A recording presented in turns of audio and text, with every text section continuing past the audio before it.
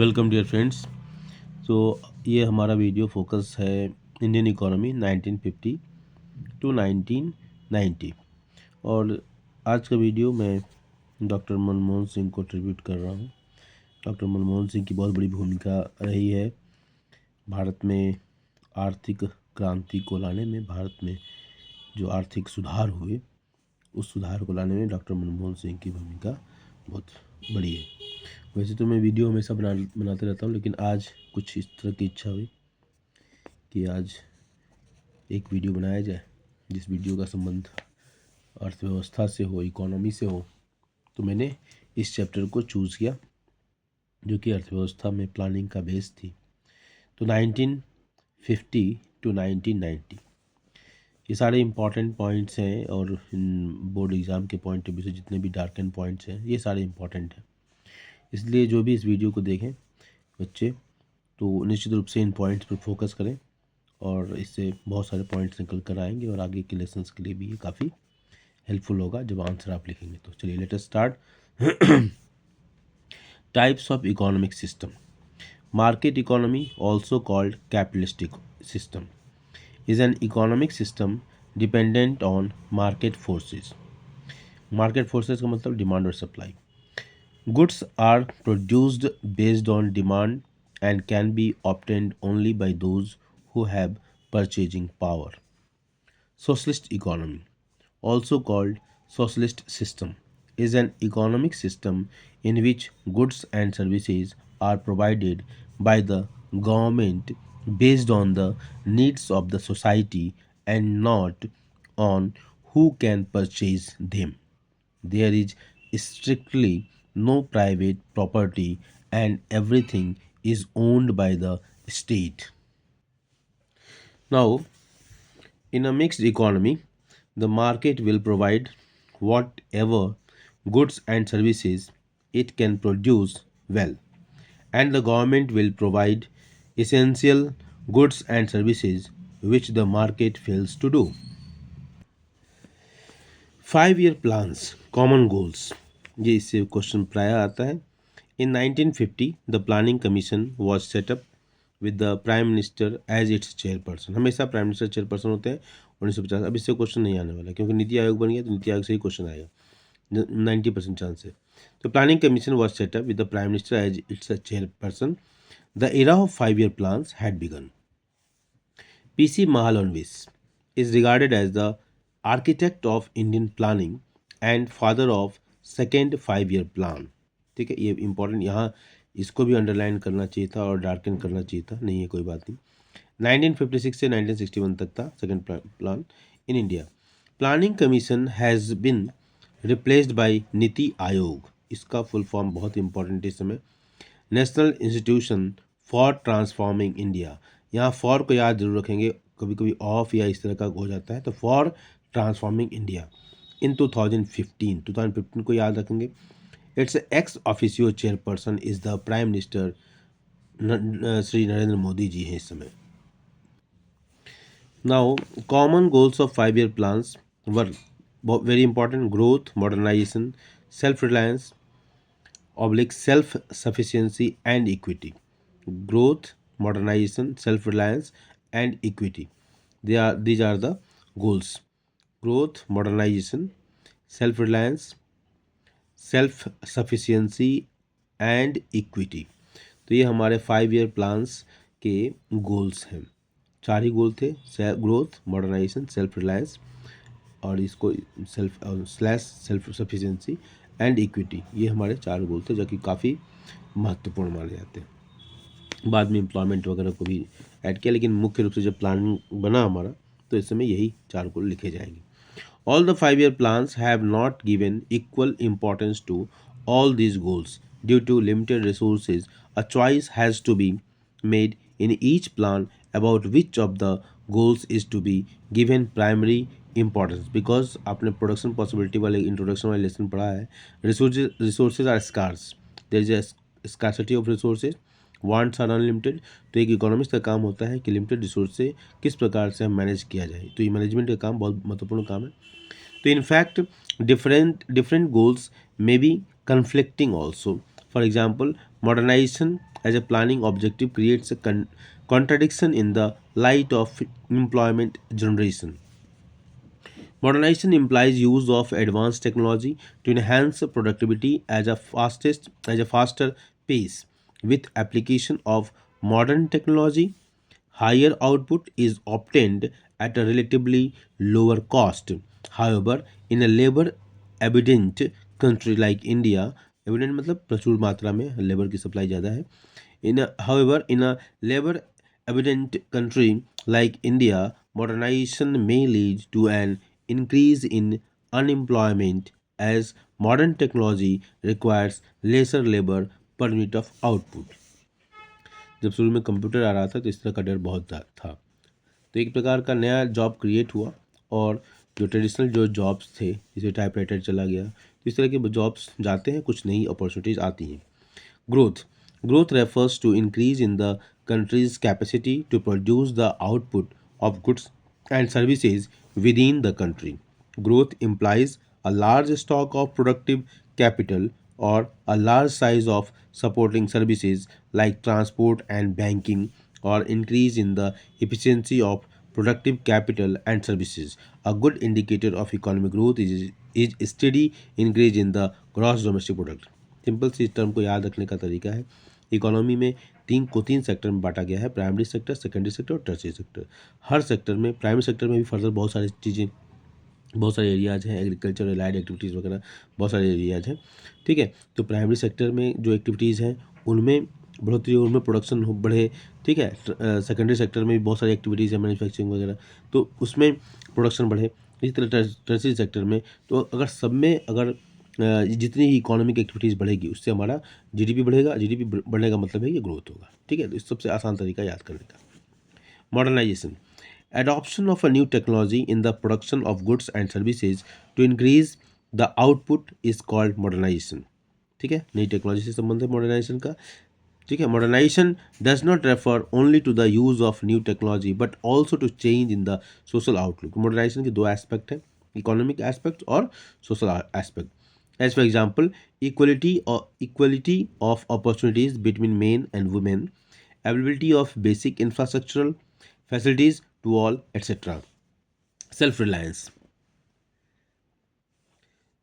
Self-reliance means avoiding imports of those goods which could be produced in India itself. Rationale behind choosing self-reliance as a planning objectives for the Indian economy.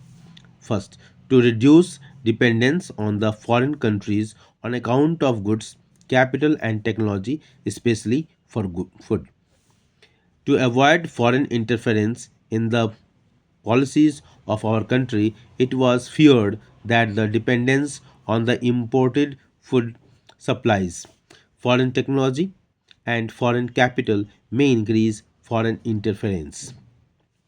ठीक है, तो self reliance होना क्यों ज़रूरी है उस पर थोड़ी चर्चा हुई कि सेल्फ रिलायंस का मतलब क्या होता है कि आप बाहर से कम वस्तुओं को मंगाएं और जो आवश्यक है उसको ज़रूर मंगाएं, बिल्कुल अवॉइड नहीं किया सकता, जिससे हम आप अपने पैरों पर खड़े हो जाए, मतलब इकोनॉमी की अपनी स्ट्रेंथ मजबूत हो.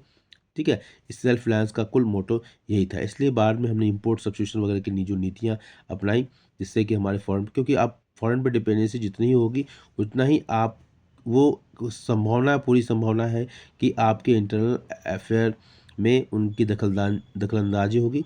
दे कैन इंटरफेयर और आपकी इकोनॉमी को, आपके सिस्टम को कहीं ना कहीं किसी न किसी रूप में वो अफेक्ट करेंगे. इसलिए देश को अंदरूनी मजबूती के लिए ज़रूरी है कि वो सेल्फ रिलायंस हो, अपने ही रिसोर्सेज पर ज़्यादा डिपेंडेंट हों. इसलिए आजकल बहुत सारे चेंजेज आ रहे हैं. Equity. Equity refers to the reductions in inequality of income and wealth. Equity means to ensure that the benefits of economic prosperity reach the poor section as well in, instead of being enjoyed only by the rich. ठीक है, equity का मतलब है कि सबको समान अधिकार मिले, सबको समान रूप से रिसोर्स का डिस्ट्रीब्यूशन हो. अधिकार पॉलिटिकल हो जाएगा, सबको समान रूप से रिसोर्स पर एक्सेस मिले. ऐसा ना हो कि जो रिच हैं वो रिच होते जाए और पुअर होते जाए. इस तरह की स्थिति नहीं होनी चाहिए. इसलिए इक्विटी की बात की गई है. इक्विटी बड़ा है, मतलब इट इज़ मोर जस्टिफाइबल कह सकते हैं इसको. It is must most justice oriented thing, जिसको जैसी रिक्वायरमेंट हो उसके अनुसार प्रोवाइड करना, इक्विटी की तरफ इशारा करता है। ठीक है, it is more rational also. Every Indian should be able to meet his और her basic needs such as food, a decent house, education, and health care. Major policy initiatives in agriculture sector: land reforms. Need for land reforms in post independence period. ठीक है, तो major policy initiatives in agriculture sector में land reforms बहुत ही important है, land reforms. Okay, इसके बाद इसी में ग्रीन रेवोल्यूशन वगैरह की चर्चा होगी। तो need for land reforms in the post independence period. The Indian land tenure system, जिसको zamindari system, stagnant growth rate, low productivity and unequal distribution of land were the prevalent, मतलब बहुत ही प्रचलित prevalent characteristics of the Indian agriculture sector after independence. In 1960s, the low productivity of the agricultural sector forced India to import food from the United States of America USA. Equity in agricultural sector called for land reforms. Equity in agriculture sector called for land reforms. ये बहुत important. Land reforms primarily refer to change in the ownership of land holdings, that is to abolish intermediaries and make the tiller the owner of land, and fixing the maximum size of land which could be owned by an individual, land ceiling जिसको कहते हैं। Types of land reforms implemented in the agriculture, ये bullet points हैं, इसको जरूर याद रखें। Evolution of intermediaries, that is zamindari system. Types of land reforms, पहला है कि जमींदारी सिस्टम को ख़त्म करना। लैंड सीलिंग तो बहुत ही इंपॉर्टेंट है। First, evolution of intermediaries. It focused on elimination of farmers' exploitation and promotion of agricultural growth. The ownership conferred on tenants gave them the incentive to increase output, and this contributed to growth in agriculture. Land ceiling. Land ceiling means fixing the maximum size of land. The purpose of land ceiling was to reduce the concentration of land ownership in a few hands. Thus, it promote thus it promotes equity in the agricultural sector. Drawbacks of the land reforms. First, the goal of equity was not fully served by abolition of intermediaries. In some areas, the former zamindars continued to own large areas of land by making use of some loopholes in the legislation. Second point, the land ceiling legislation also faced hurdles. The big landlords challenged the legislations in the courts, delaying its implementation. They used this delay to register their lands in the name of close relatives. Third, land reforms were unsuccessful in most of the states of India. Land reforms were successful only in Kerala and West Bengal because these states' governments were committed to the policy of land to the tiller. Green Revolution. The Green Revolution refers to the large increase in production of food grains resulting from the use of high yielding variety HYB seeds, especially for wheat and rice. Why was the Green Revolution implemented in India? First, to break the stagnation in agriculture during the colonial rule and to overcome the shortage of food grain availability in post independence period. ये भी self reliance के लिए एक approach था। Merits slash benefits of green revolution. First, increase in income of the farmers. Merits and benefits, merits और benefits. Increase in the income of the farmers, self sufficiency in food grains, creation of buffer stock of food grains, decrease in price of food grains। तो ये merits थे। increase in income of the farmers. After the Green Revolution, a greater proportion of the marketed surplus of agro produce, that is wheat and rice, was sold by the farmers in the market. As a result, income of the farmers also increased. Self-sufficiency in food grains. The spread of green revolution technology enabled India to achieve self-sufficiency in food grains. India no longer had to be at the mercy of America or any other nation for meeting its food requirements. Creation of buffer stock of food grains. Increase in food grains production has been so substantial that India started maintaining buffer stocks of food grains which could be used in times of food shortage. Decrease in price of food grains. The price of food grains declined relative to other items of consumption. Thus, the low income groups benefited from this decline in prices of food grains. Now, demerits. Demerits or oblique limitations, risk of green revolution. First, green revolution increased the disparities between small and big farmers. Only the big farmers who could afford the required inputs reaped the benefits of the green revolution. The HYB crops were also more prone to attack by pests. The small farmers could lose everything in a pest attack. The HYB crops were also more prone to attack by pests. The small farmers could lose everything in pest attack. Third, in the first phase of the Green Revolution, mid 1960s up to mid 1970s, the use of HYB seeds was restricted to the more affluent states such as Punjab, Andhra Pradesh, and Tamil Nadu. Moreover, it benefited the wheat growing regions only. Steps taken by the government to ensure that green revolution benefited small farmers also. The government provided loans at a low interest rate to small farmers. The government also provided subsidies on fertilizers and pesticides.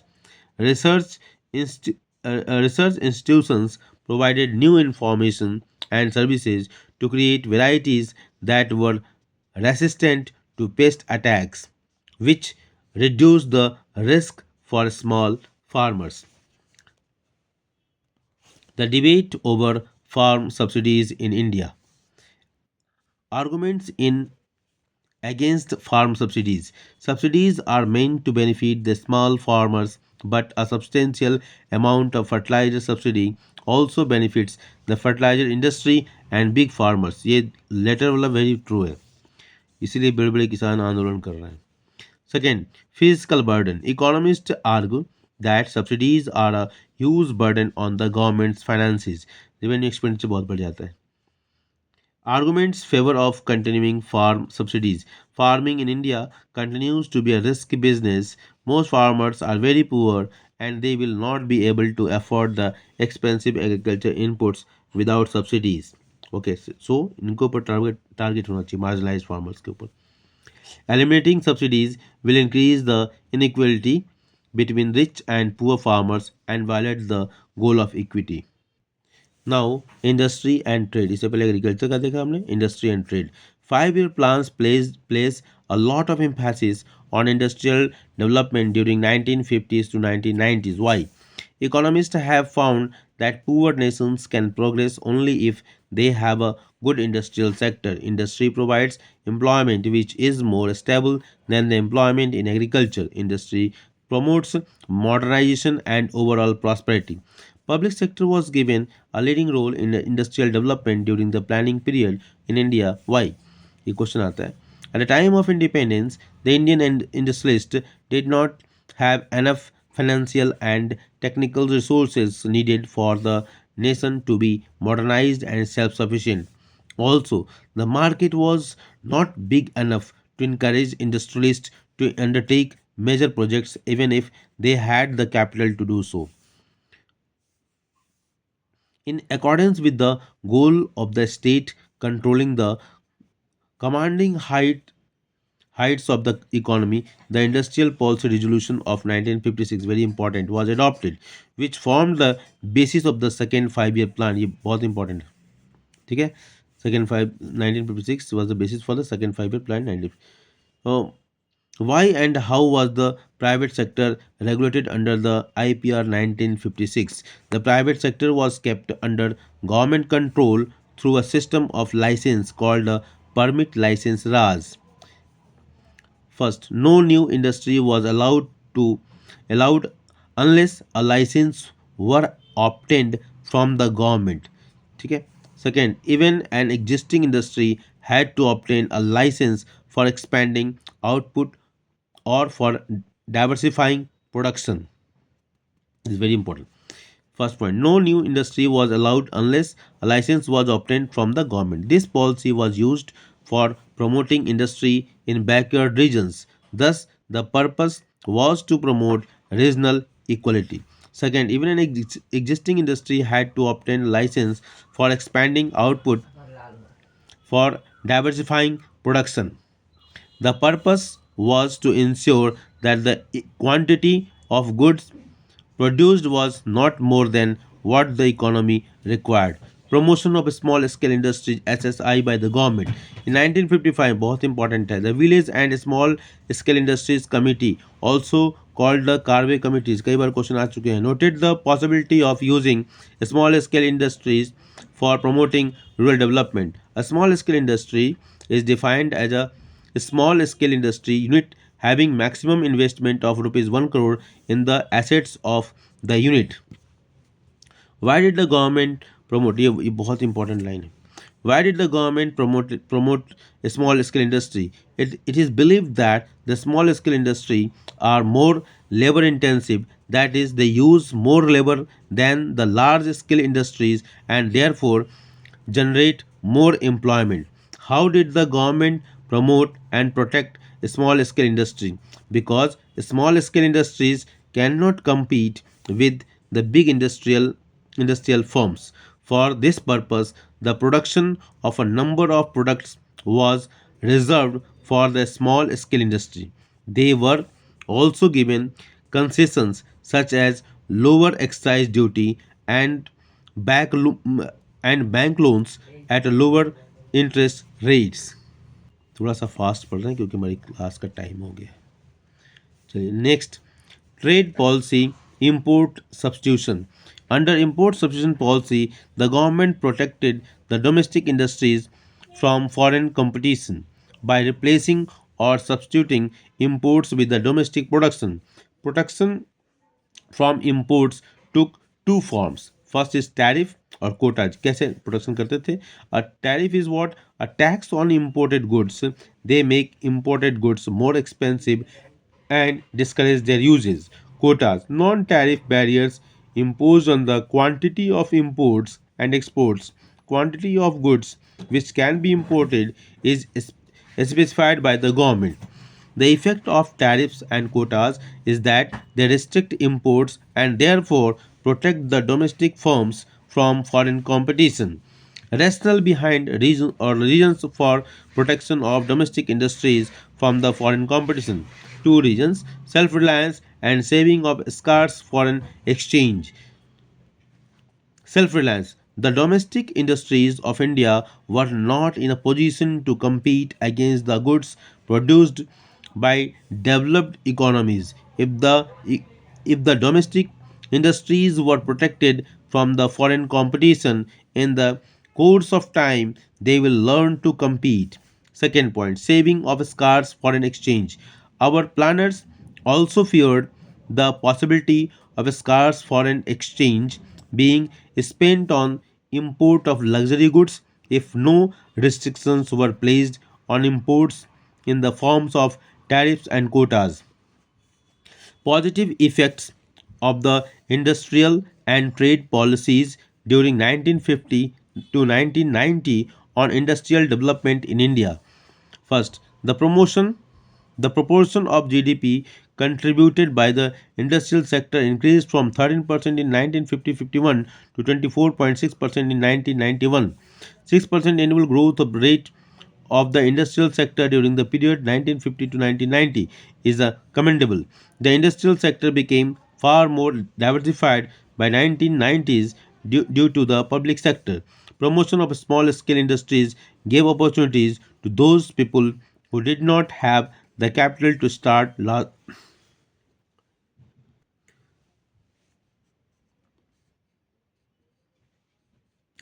large firms. Drawbacks or criticism of the industrial and trade policy during the 1950 to 1990.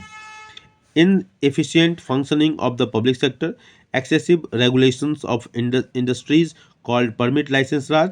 In the name of self reliance, Indian producers were protected against the foreign competition, and this did not give them the incentives to improve the quality of goods that they produced.